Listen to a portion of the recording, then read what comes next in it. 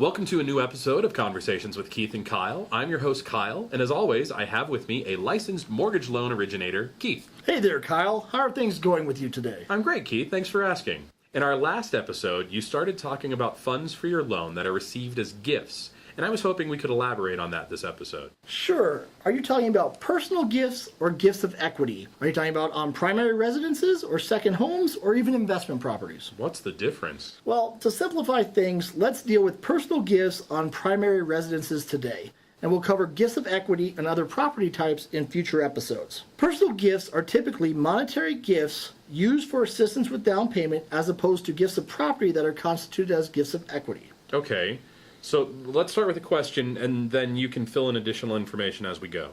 That sounds good. What is your question? In our last episode, when we were talking about escrow money, you said that all funds used for a loan needed to be sourceable. Typically, yes. Any money used would need to be sourceable from within the banking system, be it from your job, a transaction from the sale of an item, a tax refund, an inheritance, etc. Yes, but you said a gift needs to follow the same rules. How do I do that? A gift needs to be documented as well. That way we know that the client didn't just give a family member a box full of cash who then gave it back to the borrower as a gift. Okay, but how do the borrowers account for that? A couple of different ways. First, if you're using gift money as all or part of your down payment, you need to get a gift letter from the person providing the gift, or donor as we call them. That sounds easy. Can it just be something like, I, Bob Jones, am hereby gifting my son Tom $5,000 to be used as part of his down payment on his new house? The gift letter needs to be a bit more detailed than that. The letter needs to include the donor's name, address, and phone number. It has to define the relationship between the borrower and the donor, clarify the dollar amount of the gift, state the date the funds were transferred or will be transferred, and indicate that no repayment is expected. It must also have the address of the property being purchased and be signed by both the donor and the borrower.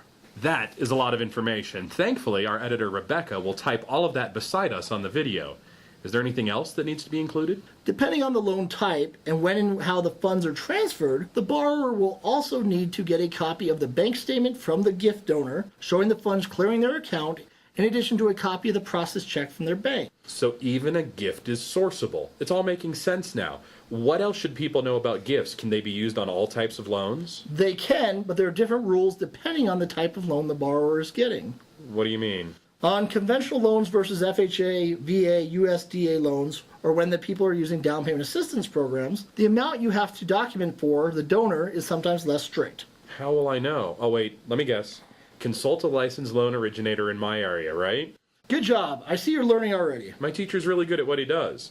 So, are there any other differences in tracking the sources for FHA, VA, or USDA gifts? Again, they're all pretty similar. Just make sure you can source the gift and know that cash complicates most aspect of mortgage transactions. Thanks, Keith. That was really helpful.